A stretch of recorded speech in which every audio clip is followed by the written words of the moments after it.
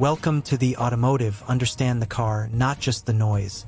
Today, we'll explain two of the most important engine sensors, the Crankshaft Position Sensor and the Camshaft Position Sensor. We'll cover what they are, how they work, their functions, and the key differences. Let's start with the Crankshaft Position Sensor, also called the CKP sensor. This sensor monitors the position and speed of the crankshaft as it rotates.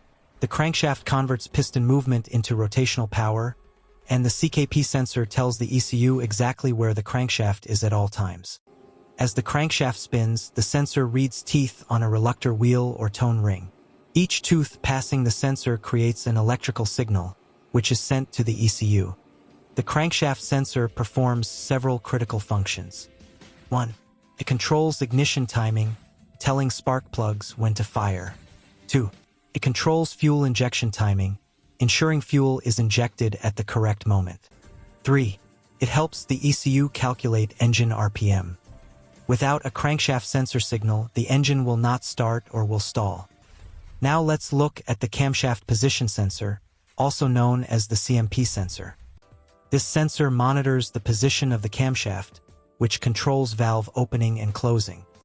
The camshaft sensor helps the ECU identify which cylinder is on the compression stroke.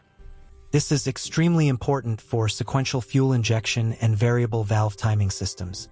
The camshaft sensor functions include helping the ECU synchronize fuel injection to the correct cylinder, supporting variable valve timing (VVT) operation, improving fuel economy, performance, and emissions.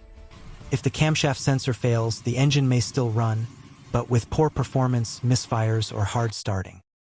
Now let's compare the two sensors.